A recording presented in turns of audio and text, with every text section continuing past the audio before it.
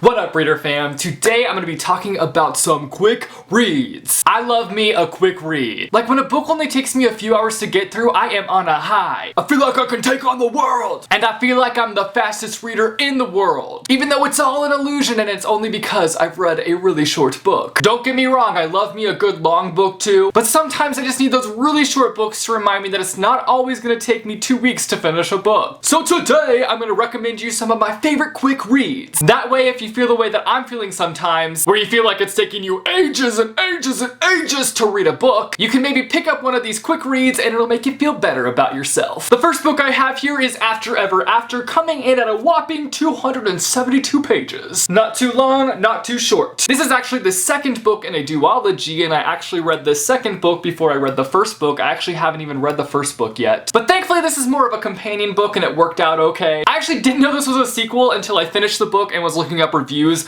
online, and I realized it was the second book and I was just like, whoopsie daisies. This story is about a boy who is dealing with the aftermath of his childhood being overtaken by cancer. It's kind of about him trying to find his footing in the world after facing this life-altering event. It's a really powerful and heartfelt story, and it's also super duper quick. I remember finishing this book so quickly and just throwing my fists in the air and feeling so accomplished. The next book I have is The Red Notebook, coming in at a whopping 159 pages. There's quite a few elements that come into play throughout this story that kind of make this book just feel bigger than it is. The first thing being that there is a lot of character depth within this story. Even though this is a rather short book, you feel like you really get to know the characters on a very deep level. And also just the breakdown of the events that take place throughout this story make the story feel bigger than it actually is. We follow this bookstore owner who is just one day walking down the street and he sees his purse just chilling on the side of the road, and he's like, okay, nobody's around, nobody has claimed this purse, I'm gonna pick it up and I'm gonna figure out whose purse this is. He ends up taking it home and he's searching through the purse, trying to find a name, trying to find the owner of the purse,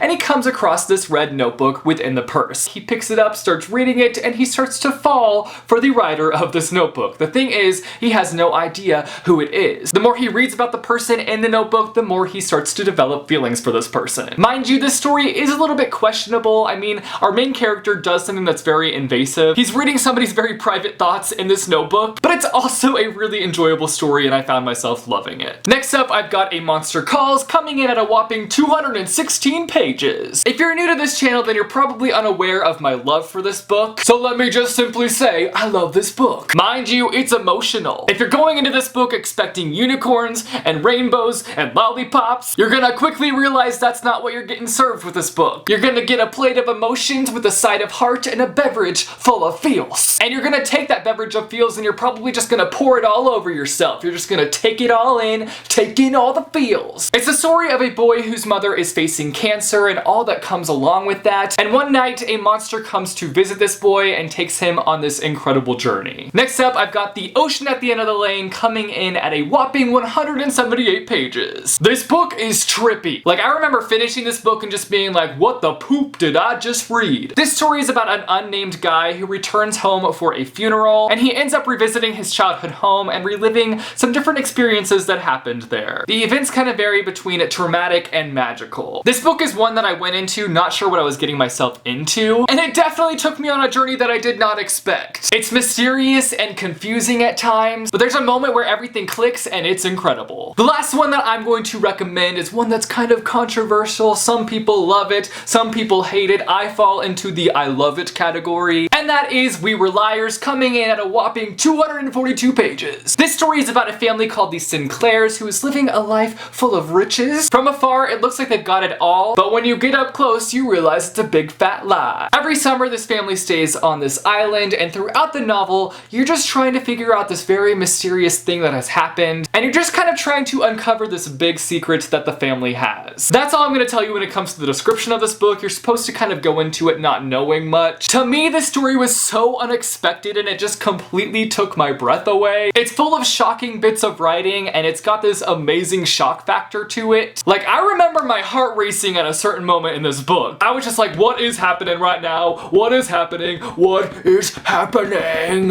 It was great. I loved it. Mind you, a lot of people don't love it, so it might be a hit or miss for you, but for me it was a ding ding ding hit. So those are are 5 quick reads recommendations. You guys should let me know down below in the comments some of your favorite quick reads. If you like this video, be sure to give it a big thumbs up. I post videos frequently on this channel, so if you want to be notified for when I post new videos, be sure and go and click subscribe, or go and click the little bell icon and you'll be notified as to when I post a new video. Thanks for watching, guys, and I will see you soon with a new video. Bye, chew.